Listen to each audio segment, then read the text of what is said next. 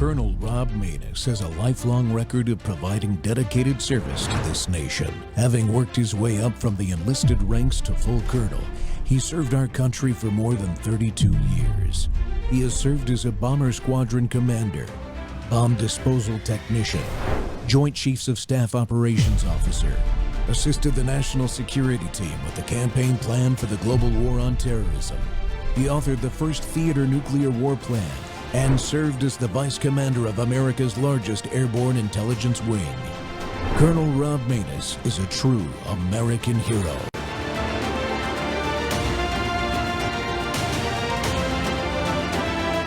This is Rob Maness Live. More and more people around the world are asking for the same thing. They want a president like Javier Milei. For decades, the establishment convinced us that decline was inevitable. They told us that we had to settle for the injustice of social justice. But Javier Milei is the outsider who arrived to shatter the status quo. He came to change the way politics is done forever. The phenomenon is unstoppable. He chose not to wear masks and to always move forward with the truth. He chose the uncomfortable truth over the comfortable lie. He accepted the price of being attacked, knowing the ancient rule that no one is more hated than the man who speaks the truth that no one wants to hear. People no longer want politicians who follow focus groups. They want someone convinced of their ideas, someone with the courage to do what must be done, paying the price of having an entire system against him. Data killed the narrative. This is not just Argentine politics. It is proof that a nation can rise from the ashes when it dares to be free. Long live freedom, damn it. Make Argentina great again. Viva la libertad, carajo! Welcome back to the Rob Maness Show. We're live on Worldview Tube and our X Spaces simulcast. Well, friends, the winds of liberty are blowing fiercely again, especially in the Americas. Americans chose Donald Trump and his brand of populism for a second time, and in countries like Argentina, citizens demanded leadership from this man, Javier Milei, to bring them back to freedom and prosperity. Milei is not just liberty-minded. He is as pure of a libertarian as we've seen elected in modern times, but different. What is that difference? He loves his country and its people with all of his heart, but he hates the country's government. He believes in creative destruction. And instead of talking the talk of libertarian principle, a problem with America's Libertarian Party that leads to electoral defeat time after time, Milei acts on his devotion to liberty, and the people of Argentina support it, forcing their government to change. And it works. As a liberty-minded Republican, I'm excited to see this libertarian nationalism, and even more so, to see that a leader and thinker about liberty here in America has put a marker down to reestablish the movement here. Yes, I said reestablish it, because this is where Western liberty was born, out of our American Revolution, and we should be touting that and respecting it and acting like it. My guest today is that leader, Austin Petersen, the author of the Libertarian Nationalism Manifesto, which he presented to the Libertarian Party National Convention late last year, launching this new movement. Petersen is a former presidential candidate. He's a pundit, entrepreneur, founder of the For Liberty Network, and host of the Wake Up America show. Austin, welcome back to the Rob Maness Show. I'm very excited to have you. What an awesome intro. Boy, you said it all, Rob. God bless America, and God bless you and your audience and Javier Milei and all of the hundreds and thousands of people who I've spoken to. Just in the last 30 days, I've had so many conversations with people.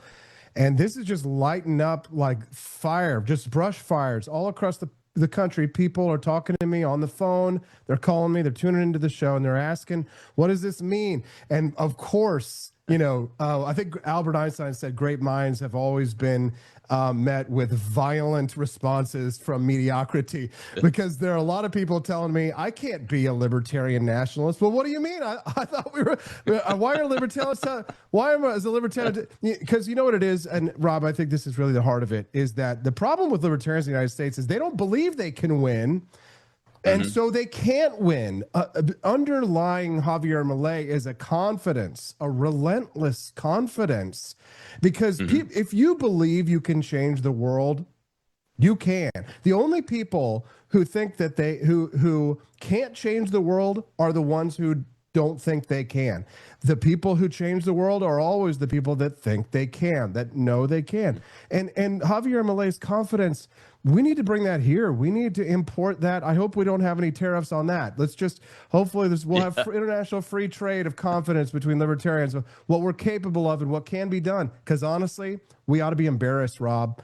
We ought to be deeply embarrassed as people who love liberty. First of our forefathers would be pissed if they saw this, the legacy that we squandered. And now, no more excuses. Javier Milei is the president of the 8th largest country in the world. Is everything like the United States the same as it is in Argentina? Of course not. But there are important underlying factors that are contribute to Javier Milei's success, and I plan on finding out what it is and bringing it here. Yeah, how far have you dug into that? Because that's the exact question that I have in my mind is how much of his success that he's accomplished there, both with getting elected and governing, which I think has been exemplary in both of those categories. How much of that translates to the United States of America as it exists today? Well, it's a fair question. It's a fair question. And I mean, unfortunately, one of the things that makes me most jealous is that Javier Milei is himself an intellectual. So you're not kind of hoping for a politician where you kind of have to filter these ideas, where you kind of, as a grassroots, have to, through people power, find representatives. Milei very much is, to some extent, a moonshot in that he's an actual economist. So you're not trying to find, somebody who is unfamiliar with the deep lore of liberty, as people like yourself and myself are. We're like the J.R.R. Tolkiens. We're reading the extended versions. We're watching the 4-hour Peter Jackson Lord of the Rings. We're deeply literate. He's literate. So we do struggle with that in the United States. And part of that is because, Rob, we've been so distracted by our enemies and the propaganda. I think American libertarians are uniquely susceptible to brain jamming and to brainwashing, because we're so skeptical, so much so that we actually become, if Lindsey Graham says it must be false, right? So we face some problems with critical errors in our critical thinking in the United States. So translating, Javier Milei's Libertad Avanza success to the United States is a difficult task, but I do think I've nailed down, certain key facts that we can say, compare. Yes, this will translate. Yes, this makes sense. Because honestly, they really are. I mean, even though they are a third world to some extent, they share a lot of similarities with the United States in their culture being European. There was a lot of immigration from Europe into Argentina. It has a strong Italian flair to it, right? It's something very unique. And it used to compete with the United States. In the early 1900s, Argentina and the United States were about parity on economy. And they let the fascist socialists, Perón, Juan and Evita Perón, and Kirchnerists over the decades, destroy Argentine liberty. But they're the verge of a comeback, and they're not the only ones, Rob. We're tracking Chile. We're tracking movements in Chile. We're tracking Venezuela. Cuba could fall any day right now. There's I feel like I'm pulling my hair out. I talk to libertarians. I'm like, look at all these low-hanging fruit in front of us. Victories are ready to be had for the cause of liberty. And here in the United States, if we can just recognize them and just go out and start picking them up, find people to go out and pick it up, Rob, pick it up. Yeah, let's win. And also, exactly, let's win. And your message is not to the Libertarian Party per se; it's to Liberty Americans like me. I'm a Republican. I've never been in the Libertarian Party at all. I've been tried to be recruited to run as a libertarian, but I've never done it because I consider myself not part of that group that just weighs in on principle, loses every election, and all that. And that's why I'm a Liberty Republican. I've lost some elections, Rob.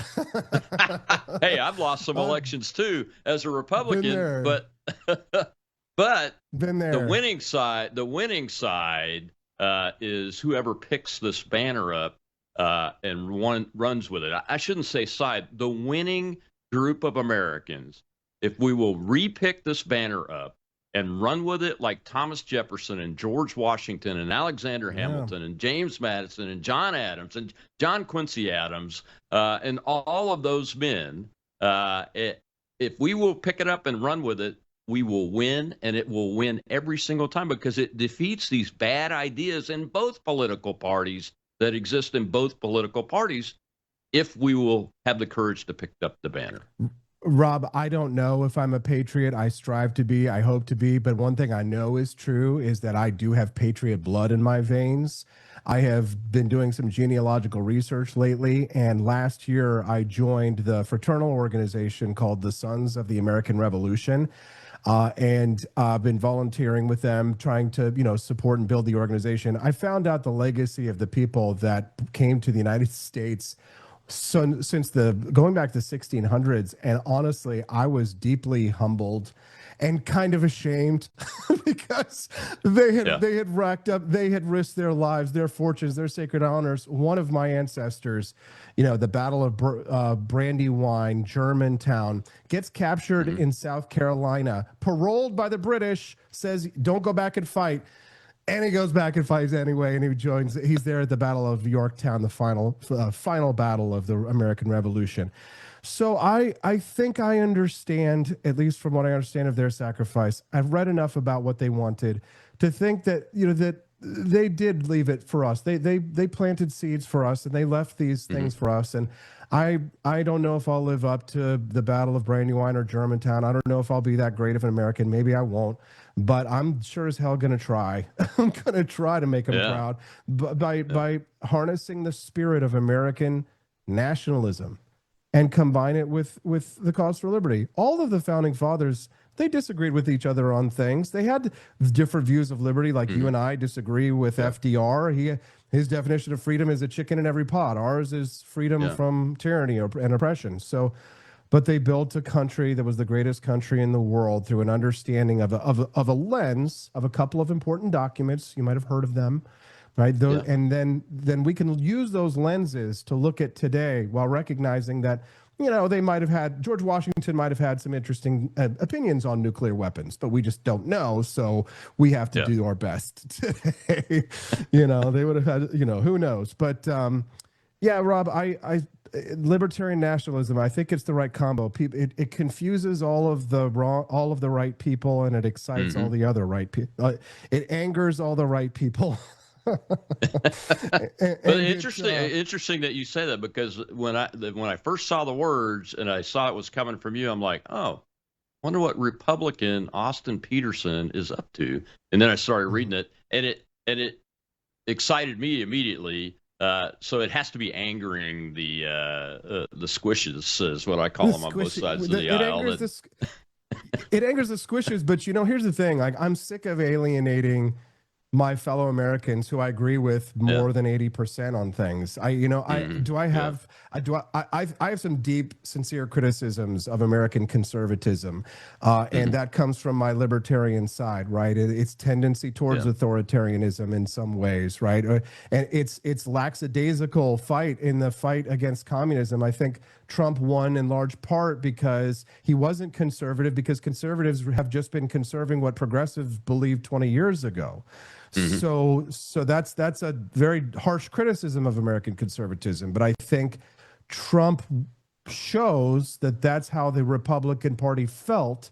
And we elected Trump as MAGA, not as a conservative per se, but as a populist right winger, because he's the chemotherapy to a very sick system, to a very sick republic, that if we don't do this, if we don't fight for a libertarian nation, if we don't fight for what truly makes America great, what truly makes America exceptional, then we're going to lose it all. And I don't plan on just giving ground to violent, tyrannical, Che Guevara t-shirt wearing, capitalist hating, latte drinking, effete leftist, genderqueer Marxists, Rob. I don't plan on surrendering my country to those people.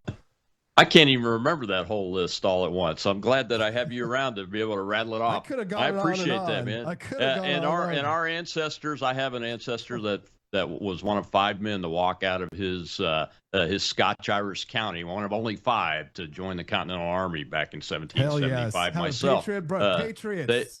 they believed what is in your manifesto and in this new movement. And I want to dive into the details of what it is and what it isn't in the next segment, Austin. We'll be right back with Austin Petersen.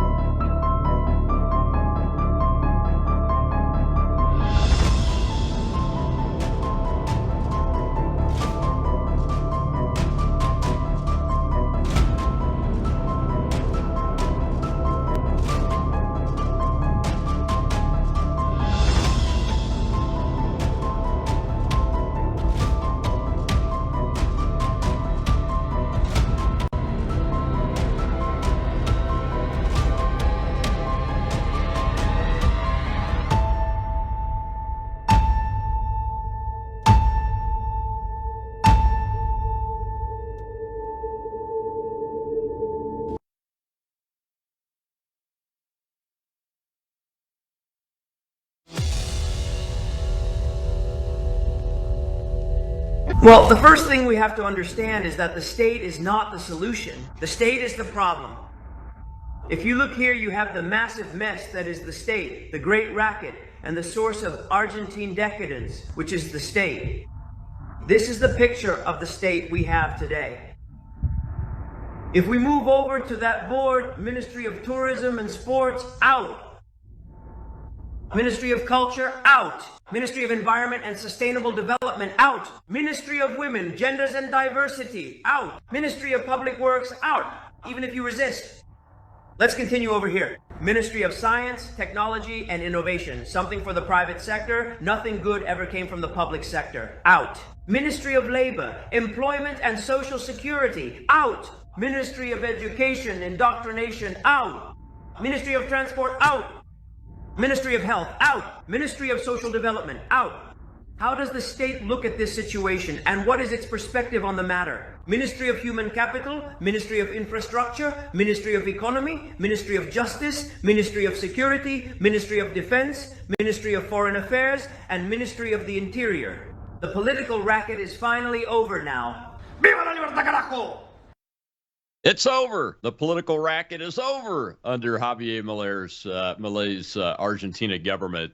He came in like a wrecking ball. That's what I call that video clip there. And my guest today is Austin Petersen, former presidential candidate, a leading thinker on liberty in the United States of America. And he has published the Liberty Nationalism Manifesto and launched a movement, a formal movement called Libertarian Nationalism late last year, and he's with me today. I love that clip, and I should, Austin, and I should tell people these clips of Javier in English come from an X account called Milei in English, I believe it is. Go check it out. Just search his name in English on X, and you'll find the account. They're great. So my question is, as we dive deeper, and think about what he was just doing there to the government of Argentina. What is the libertarian nationalism and what is it not? You lay it out very well in your manifesto. Thank you very much, Rob, and I appreciate this 2 back-to-back segments. You're a great American. Thank you for sharing your time and your audience with me. So libertarian nationalism is the idea that liberty is at the center of the American experiment, that if you don't believe in liberty, you're probably not an American. Statue of Liberty, liberty has got to be at the center of whatever it is. If you're an immigrant and you manage to become an American citizen, you're coming here because of liberty. So we put liberty at the core of American life. However, it's like somebody said it to me earlier. It's like drinking tea without a teacup. Liberty is the tea, but what is the cup? The nation is the cup. And that isn't to say necessarily this government as it is currently stated or formulated, but the concept of a nation itself. If you're not an anarchist and you do believe in the concept of a nation state, then a nation state has borders. It has defined geographical areas. This is what every conflict from beginning of civilization, tends to be about, is about the lines of that nation and where it exists. Some nations have grown, some have expanded. Nations that don't expand tend to shrink, right? You tend to either go one way or another. And so nationalism, my libertarian nationalism, takes the principles of Javier Milei, that is a winning form of libertarianism. Mileism is sort of tactics and messaging and strategy, whereas my American libertarian nationalism takes the tactics and strategy and welds onto it a fiercely devoted to the American experiment and American ideals, my form of libertarianism, such that, there's been a sort of, I think I'd call it embrace of nihilism, especially among young people today, and even on the right. It's actually, I think, especially bad on the right. I think, the left is lost to many other demons, nihilism being one of them. But with the nihilism on the right, there's again a lack of fundamental belief that America things can change for the better. That's why you'll see some Republicans, some people are attacking Trump, who are like, oh well, I'm a former Trump supporter, I support him beginning. Well, it's because they've gone black-pilled. They're nihilists. They don't believe in that we can win, so they actually cheer for us to lose. Many libertarians cheer for us to lose for the same reason. They think, they're so demoralized, Rob. They're so demoralized that they think that they actually believe America is the oppressor, that America is the bad guy, that they take that many people, even on the right, have started to adopt a view of the United States and Israel, but we can get to that in a moment. Adopt the United States as if the United States is the oppressor. In other words, some are adopting a woke, critical theory version of American histories. So while they aren't the type of people on the left who believe in critical theory who would tear down statues, nonetheless, they commit what I call a cultural vandalism of the culture of the United States. And they say things like Winston Churchill was the great villain of World War II. We hear that from some on the right now. That Hitler had a few good points, and that if Hitler had won, that we wouldn't have drag queen story hours.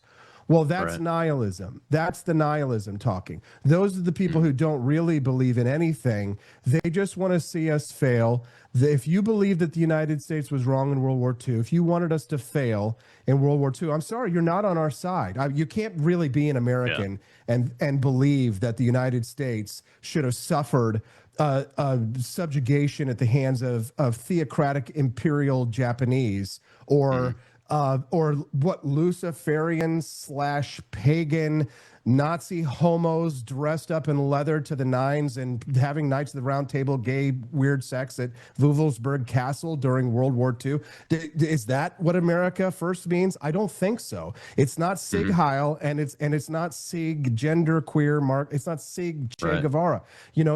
Americanism is a unique individualist philosophy. What makes America exceptional, and what makes American nationalism different from German nationalism, or different from even Argentine nationalism, is the intrinsic nature of liberty to the American experiment. And so that's why I'm a libertarian nationalist. So libertarian nationalism is pro-liberty, pro-America. That's it. Pro-liberty, pro-America. How's that? Yeah. I mean, those are the things that I think about when I think about the founders and the people that brought us this country, at least all the way up through the war between the states in the 1860s, before this very far turn to progressivism, what I would call progressive Johnny, liberalism. We'll have a Lincoln debate here soon enough, Rob. Johnny Reb. No, we don't want to have a Lincoln debate because I think the people that chose the secession thing wouldn't have chose the secession thing had this banner been more successfully carried throughout the country's history. Well, quite honestly, I don't think they would have ever made that choice. Rob, I don't want to have a Lincoln debate because I don't want any more conservative Republicans getting shot. Okay. We're laughing about it, but that's a serious comment, Austin. We don't want that. There's no need for that. So fight. Yeah, if we have libertarian nationalism and we can get more people to look at this and understand it, that becomes so unnecessary to even think about that the future becomes positive. And that's why I think you're on the right track, man. You're on the right track. That's why I wanted to get you on. So can I ask a favor, Rob? Sure. Would you allow me to just ask your audience if anybody who hears this and is stirred and the can hear the bald eagles screaming in the background and is ready to get involved, please just reach out to me personally and directly. I will hop on the phone with anybody, any patriot who wants to talk about American freedom. Just hop on the phone with me and send me a DM and say, Austin, I want to talk about libertarian nationalism. I'll answer any questions anybody has. They can DM me on my X account at AP4Liberty or reach out through the website that they pull up for me. Thank you for that opportunity. So I am committed. I'll spend all year, if I have to, building this army. And all I need is 800 people. You'd be surprised at how small a group you need in order to really affect change in this country, Rob. But if I can find 800 people to sign up to be Petersen's Patriots with me, and if I find 800 people who are doing that, I will go from a cult movement to mainstream movement. Just 800 people can affect huge change, even in a country as big as the United States. You should have 8,000 because this is not a cult movement. This is actually the middle of the stream for Americans. That's what's different about our country is that this concept. I mean, I'm going to read this list off, and I'm not going to say the name of this, but it stands for order, prosperity, family, merit, and the nation. Yeah. And if you read that list off to a conservative Republican, that's what they believe in. Yeah. If you read that list off to a center-left Democrat, that what we used to call a blue dog Democrat, that's really what they believe in. To some extent, right? But not people who don't believe in civilization, or maybe people who reject the idea of a social concept entirely, right? Mm-hmm. If you're an anarchist, for example, you believe in no government, then you'll make the argument that this is a form of statism that I'm advocating for, which I do not deny. But it's important to acknowledge that. I want to be honest with them. I'm closer to an anarchist than I am a Nazi or a communist, right? But I believe in a limited government, small enough to drown in a bathtub, as Grover Norquist says. But the concept of libertarian nationalism is it's not just about the philosophy, but it's also about the tactics to defend the liberty. It's about how we can regift. And most people don't like regifting, but if I can regift the legacy that my founding father ancestor, my patriot ancestor gave, if I can regift that freedom to my kids, because I have a future. When we talk about family, we're talking about the future. My child is my future. I'm thinking about my grandchildren and my children. I'm going to try and plant seeds that will grow into liberty trees, and under whose shade I will not sit, but my children, my grandchildren, my great-grandchildren, and I'm pledging my life, my fortune, my sacred honor. I'm staking it all on this whole enterprise, Rob. I've burned my boats, and I'm sailing for the coast, and I'm going to invade, and I'm going to make these ideas win by hook or by crook. It'll break me, or I'll win. Well, you have a lot of support already. I mean, you just described my worldview when I read the document. That's why I call myself a liberty Republican. Because when I think about my ancestor in the past and why he did what he did to join the Continental Army, those were the messages he was responding to, from the liberty messages from their pulpits, from the people like Thomas Paine, from the Continental Congress and all of their leaders down to the level on the ground in the community. We're talking about this subject. And if you can't sign up to libertarian nationalism, that's what the things I read off is what Austin put in his manifesto. It said, this is what libertarian nationalism stands for: order, prosperity, family, merit, and nation. That is what I have run for office on over and over again. And so have you, really. And that should and will be and is really the winning ideas for America. And we're different. Now, I got to take another break. Will you stay with me for a little while longer? Because this is an important subject. Happy to do it. All right. We'll be right back.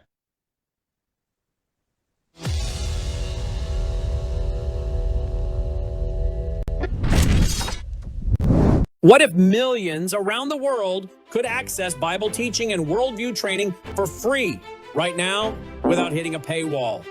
That's exactly what happens every day at worldviewtube.com because of the Worldview Weekend Foundation. We don't lock our live stream behind PayPal. We don't restrict our content to members only. Instead, the Worldview Weekend Foundation helps cover the cost of delivering free educational and ministry programming to people across the nation and around the world. And it's not just programming.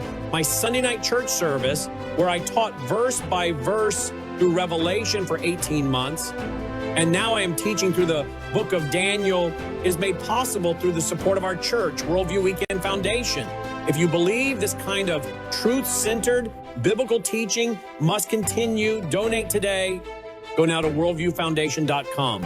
You'll also find our mailing address and phone number there if you'd rather give by phone or mail. That's worldviewfoundation.com. Thank you.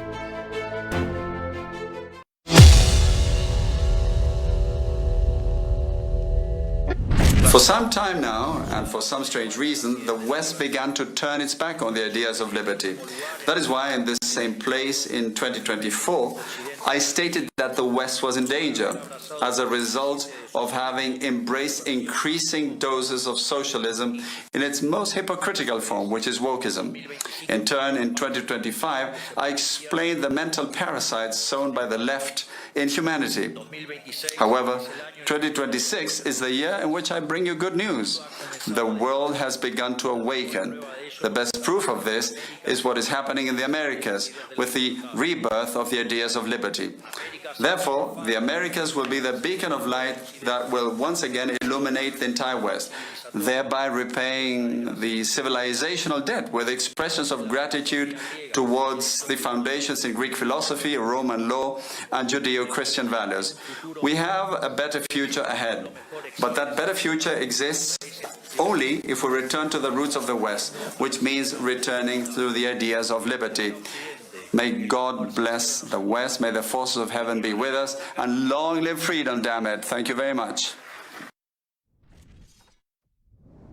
Welcome back to the Rob Maness Show. We're live on Worldview Tube and our X Spaces simulcast. And folks, we are having some technical difficulty with our video stream on X for some reason. The last couple of days, it's still not working. You can go find it on Rumble, on my webpage at robmaness.com, on the YouTube channels too. Just search the Rob Maness Show and you'll find it if you want to watch the video live. And of course, our audio simulcast space is running and with a live audience here. My guest today is Austin Petersen. We're talking about libertarian nationalism and how he laid out what it is and what it is not based on Mr. Milei. That was a Truth Social post shared by President Donald Trump that you just heard there, Milei talking over at the Globalist Party over there back in January of this year. And that's why that's important. And Austin Petersen's my guest today, the man that wrote the Manifesto on Libertarian Nationalism and has launched a formal movement now to bring America back to the banner of liberty. That, you know, when I fly an extra flag on my flagpole that's holding my 5-foot by 8-foot Betsy Ross flag right now in honor of the 250th birthday of the Declaration of Independence, I fly a Gadsden flag, or I fly an Appeal to Heaven flag, because those are flags of liberty. They are the banners of liberty, literally or Join or Die. I managed to get my hands on one of those too. Flag. That's what I fly. And Austin Petersen lays out in this document that you can find at the, let me get the website right. It's the 4 Liberty Network. At the website, you can find it and read it because it's very important. And Austin, welcome back. I love that. I love that Trump shared that, but I love the words that Milei was saying on that post more than anything I have heard in my lifetime from an elected government official anywhere in the world. That was amazing, and he's exactly right. And you lay out a libertarian nationalist code in the manifesto, and we won't go through it all, but the very first one is liberty rooted in moral strength, not indulgence, followed by a nation bound by shared ideals, not tribal division. That's what Milei was just talking about. Exactly. You have a nation state that has a government. You have to acknowledge that, and the love of that nation follows that you want that government to do the best that it's supposed to do, which is govern in the right things. Exactly. I want the government to be limited to certain roles that it is supposed to do. I mean, if most of the people out there who are intellectuals in modern public life probably are not smarter than Milton Friedman was. And he really narrowed it down and said, you know, I'm in favor of a limited government, and it's important to do things like enforce contracts. It's important to do things like have a military and a national security and a national defense. Don't let that national defense crowd out all of the every aspect of life, right? There's more to life than just your security. Everybody needs a guard dog, but it's not a doghouse we all live in, right? To some extent, the culture of the citizens of the United States, the free experimentation of the people of the United States is to embrace what is the highest and best order of use of human time. Now, I don't want a peaceful life necessarily. I've chosen a life of battle. You have chosen a professional life of battle. And thank you for your service, Colonel. But most people, they're not really cut out for this. They're not really cut out for the front lines. They're not all political activists or things like that. And we still have to safeguard the liberties of the people, Rob, who are just out there doing whatever they can for their life, living an American lifestyle that has nothing to do with necessarily body politic, other than they're just, you know, they don't even know that they've got, you know, people like us out there, you know, acting like guard dogs for their freedoms. And their rights and liberties matter too. So how do we protect them, and how do we ensure that we're growing a civilization? Because libertarian nationalism is about a game of civilization. So when you think about it, this is where, like, you know, people accuse you of being collectivist, for example, but it's a voluntary collectivism, because what I like to say is that civilization is a team sport. And so you need to be able to have a culture and a civilization that can work with others, that can build and grow and work with all of the disparate, like even sometimes contradictory or conflicting issues that may arise within our American Republic. And then, of course, externally, right? How do we deal with threats like China? How do we deal with threats like Russia? How do we deal with North Korea? Or how do we deal with the Mexican problem of this third world country in our border sending millions of people up through South of America? So these kinds of questions, these are questions for government. These are questions the government solve. Not everything is solved by a market. Not everything is a transaction. Not everything is for sale, right? Which is not to say that we shouldn't even consider privatizing a lot of the things, or even testing privatization of things that some people think is government. I'm willing to experiment. But the experimentation, think about this of the United States compared to North Korea. You can't be Amish in North Korea. You can't not pay income tax. Right? America has developed a sort of a cloak of culture for cultures. Some of those cultures, like the Amish, which are to some extent alien to the normal American life or the body politic to some extent, some of those that exist are non-hostile to American interests. Right. Some of these cultures, which are countercultures, Rob, are hostile or acidic to American civic life. And how do we determine that? Well, we determine what are the civic virtues of whatever institution or culture it is that exists in American life. And a libertarian nationalist is going to go through and analyze each of those things in a micro way. But in a macro way, just like how the Constitution is kind of the spirit of the law and the code is the letter of the law, the concepts that I've laid out here in libertarian nationalism are broad stroke ideas, just like the concept of all men are created equal. And from there we can decide how do we sort of legislate, adjudicate, deregulate, regulate, whatever it is that we do as a society. If we can sort of like gather around together a set of virtues, or if a committed group of patriots behind these ideas of libertarian nationalism, if we can get behind these, I think there was a Patton quote, you know this better than I would, but he said something about like a good plan violently executed today is better than a perfect plan tomorrow. Sometimes, we probably have to kind of just get on with it to some extent. People who want to restore the American Republic and restore it on the values of the founders, we better just kind of say, well, it's not a perfect plan, but if we're all moving in the same direction, then we're going to accomplish more than breaking up into groups. Because after the Tea Party years, the right was largely decimated, and then Trump took over and made it MAGA. Once Trump is gone, we have a new opportunity, because Trump is MAGA. It's not, whatever he says is not MAGA, and so when he's gone, then is MAGA really MAGA anymore to some extent, because he sort of owns it. I think he'll try to transfer it to JD, and maybe that'll work. Maybe it won't. I'm not sure. Hope it does if he's the candidate. But in every crisis is an opportunity, as the left likes to say. And in this coming election cycle, and the next election cycle, as the new Republican candidate takes over, is a chance. It's a chance for people like you, people like me, to have a voice in ways that we never had. Because if we're like Javier Milei and we get along with Donald Trump, instead of some others who are just constantly burning him down, then maybe we can get a voice. Remember when Trump said he would have a libertarian in his cabinet and it didn't happen?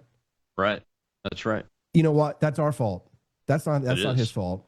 They want to blame him. But you, Rob, and maybe I could pick 4 or 5 other people. You and maybe 4 or 5 other people in this country that could actually pass a confirmation hearing to get across the finish line, right? I know you were never like a Libertarian Party guy or anything like that, but I'm always thinking of mostly of the ideas and not of the the party. Yeah. But that's on us. We have a very, very weak bench. So I'm building a bench, and that's what I'm doing. I'm searching for talent. Think of me as Simon Cowell of libertarianism. I love it. And one of the interesting things you write about and have spoken about is we don't reject Donald Trump's populism or MAGA. Right. We embrace it, actually. And there's and the reason I used that clip at the beginning is because it's Trump and Milei together, and you write about that them combined, their ideas combined and their philosophies combined really are what become libertarian nationalism, because MAGA is on the patriotism, love of country side. Although I personally think Donald Trump's got some liberty streaks in him that we see on occasion. I think he stumbles into it more than he deliberately does it. But that's actually, I think there's a lesson there, because you know what it means? It means that his enemies are our enemies. It means that the enemies of liberty, who are the dedicated, know exactly what we're talking. The progressives, can you imagine what it must have felt like being inside the room of some of these lefty think tanks when, was it a couple of days ago that Trump eliminated a rule for the EPA that had declared carbon as like harmful, and it's like $1 trillion regulation. It's like I think one of our secretaries, and I'm sorry, I can't remember his name for the life of me, but had said this is the largest deregulation in American history. $1 trillion regulation overturned by Trump. And do I think that he thinks that global warming is a hoax and a scam? Yes. Do I think do I agree with him? Yes. Is he right about that? Absolutely. So there's one of those things where he's deliberately right. He knows what he's doing. He's making the right decision. But like nominating Neil Gorsuch to the Supreme Court, I think that, you know, he might have accidented that one because Mitch McConnell gave him a list of good names. And Justice Gorsuch is like the most libertarian Supreme Court justice perhaps ever.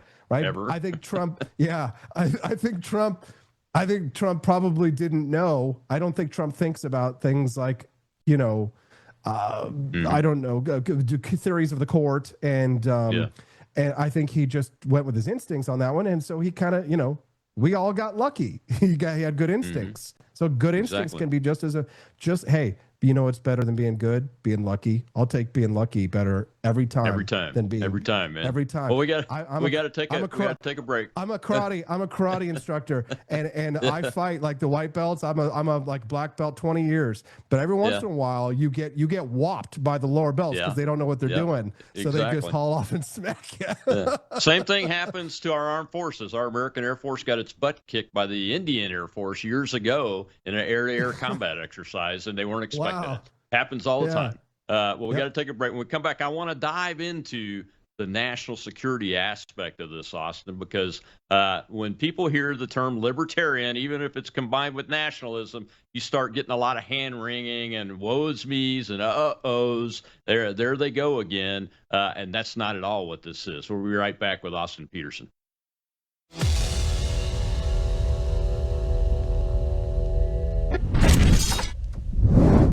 Hello, I'm Brandon House. Would you like to gain access to over 20 years of my radio shows, TV shows, my books? I've written 15 books, and most of those books are ebooks now. And we have conference DVDs, conferences where we filmed our conferences at the Ozarks, literally starting 20 years ago. It's all available in our archived vault. All you have to do is go to worldviewtube.com/vault, worldviewtube.com/vault, and for a reasonable monthly fee, you gain access to over 20 years of Christian worldview programming, news, information, books, documentaries, and a powerful search engine. And folks, it's a great way not only to educate yourself, equip yourself, but it's a big way that you can help fund our continuation as a broadcast network. Please check it out. worldviewtube.com/vault, worldviewtube.com/vault, and help us continue pushing out a Christian worldview.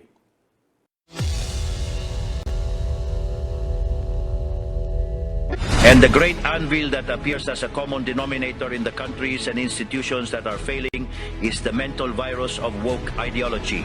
This is the great epidemic of our time that must be cured. It is the cancer that must be excised.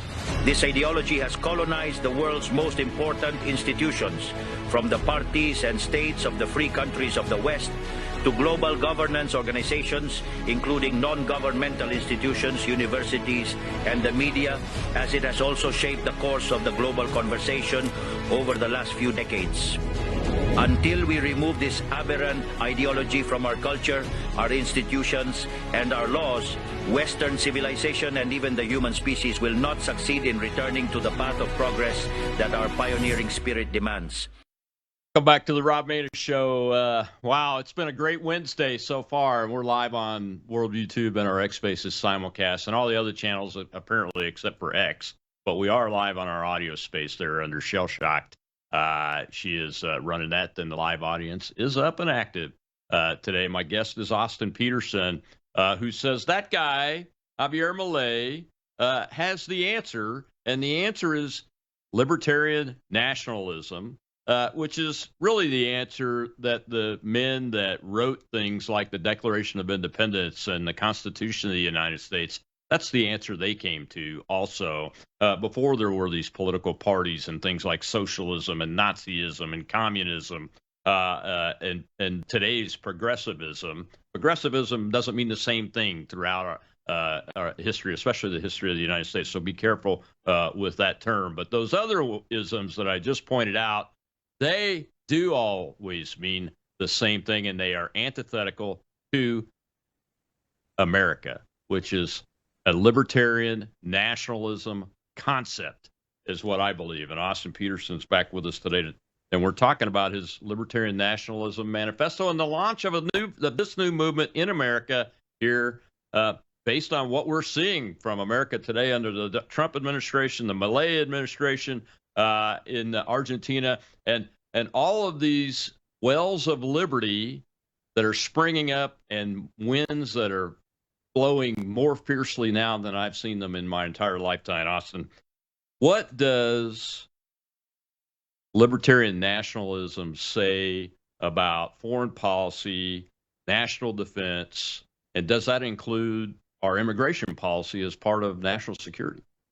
I would say so. I think, every libertarian who is a libertarian nationalist recognizes that it is a job of the government to protect America from foreign invaders who wish to come here and not only commit acts of force against American citizens, which many of them do, but also commit fraud, as we see in Minnesota. It is a perfectly legal, perfectly moral, perfectly constitutional thing to do, in theory, to go into Minnesota, to go and find into these Somali communities, find the fraudsters, find the scammers, get them the hell out of our country and get them off the taxpayer dime. And if that involves clapping Tim Walz and irons, you'd love to see it. And maybe Jacob Frey on top, and let's find out how Ilhan Omar's winery in California went from broke, $25,000 to start, to a multi-million-dollar winery with they don't sell wine on their website. No product. I looked it up. There's no product. Yeah, we're going to go after the fraud, and we're going to find the fraudsters. And if you lied on your immigration application, by the way, you're going to get deported too. I don't care if you're a congressman. I don't care if you're Gene Wu from Texas and you were born in China and you came to the United States and you lied on your application form and you're saying you're going to create some kind of racial revolution and stirring up race riots and against American ideals and interests and principles of liberty. You're gone.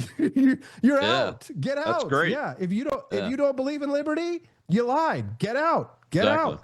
So anyways, and to be fair and to be honest, a lot of good immigrants do come to the United States. Elon Musk is a gall darn American hero. He's the Edison of our time.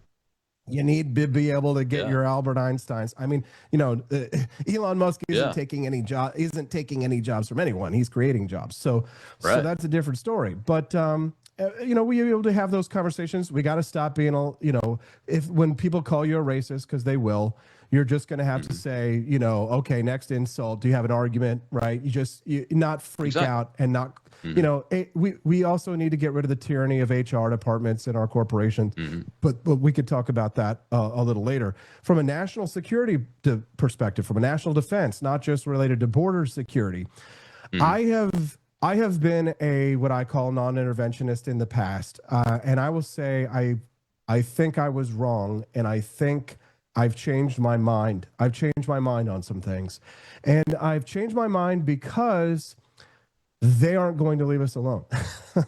The people who want to be left alone will always lose to the people who don't want to be left alone. So the people who want to be left alone have to fight to be left alone. Unfortunately, I wish that I could just live in peace. It's like, what did General James Mattis say? I think he said, I come in peace. I didn't bring artillery, but I'm begging you with tears in my eyes. If you mess with me, I will kill you all. Exactly. So yeah, don't tread on me. Gadsden flag. The snake has teeth, right? If you're a toothless, do you know what they call a toothless snake? A worm. And I'm not a worm. So you have to have a foreign policy that deals with the realism, that deals with the real world as it actually lies. And who's a really good person that we need to probably rehabilitate? Richard Nixon. Funnily enough, we allowed the left to completely destroy his legacy, to make him a punchline, and to write him out of the history books to some extent. We did. But he was a foreign policy genius. And the New York Times reported this last week that even the Watergate break-in may have been related to a legitimate concern that Nixon was pursuing. It was the deep state. They were stealing from him, Rob. They were stealing.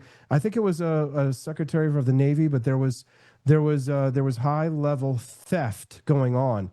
at the White House when Nixon was away, the deep state was undermining him, and it was part. You know why? Because he dared to set America first foreign policy. Because the bureaucrats that were created when we reformed the civil service, the permanent bureaucracy of they fought back. They fought Nixon and they beat him. They ran the playbook on Nixon. They ran the playbook on Trump that they did on Nixon, but Trump didn't back down. And that's what it's going to have to be. Whether they're calling us a racist, whether they're calling it, whether people call you neocon, warmonger, whatever it may be, we just have to put on the armor of God. Put on the armor of God and say, nothing, no spear shall strike my breast. Every arrow you will land on my shield, and we will advance relentlessly in a phalanx. You, me, Rob Maness, your audience, anybody who wants to, go out with us. Greek hoplite farmers kept their shields above their fireplaces, and they were landowners, and they weren't taxed, and they fought fought their own defense against invaders. We can do it too. Now, this policy, this approach doesn't include, because I think you and I think exactly alike on this. It doesn't include giving money to countries that hate America, like what happens today. Even today, that's still happening in our foreign military sales, our foreign aid, and all that. And I'm pretty sure you and I are in agreement on this, is that should be at least minimized. And we can't give stuff and will not give stuff to our enemies that could be used against us, right? Rob, you're a pro-war fighter. You know as well as I do that a lot of that is just don't attack us money, right? A lot of the money that goes to some of these terror groups, or weapons that go to these terror groups, are like, if they're in some ways there's kind of a piracy aspect to it. They're kind of plundering us in a way, because it's a threat. It's sort of a threat of, if we don't pay them to be our friends, then they're guaranteed to be our enemies. Like, do you think that if we treated Saudis ideologically the way that they deserve to be treated, that they would be our allies? No, we pay them to be our friends, right? So I mean, those are those are the kind of foreign policy debates and questions that you can't have with a lot of libertarians, Rob, because I think when you're so blinded by ideology completely, and you instead of looking at real situations and considering what are the trade-offs, like a situation like that, then if you only place ideology first, you say, well, you have to always do this because this is the concept. I think that's where you make a mistake. So without some sort of a flexibility and like a sense of nuance to questions like foreign policy, you need a Henry Kissinger. You need diplomats, and you need people who are able to square circles and make magic real in some ways. Yeah. It's like you need miracles. It's like Israel. I mean, there is so much swirl going on about our relationship with Israel, but I mean, it's a bulwark against the craziness and tribalism and death and destruction of the Middle East. As our friend. I mean, all the rest of them are third world, and it's a first world country, and we are naturally allied.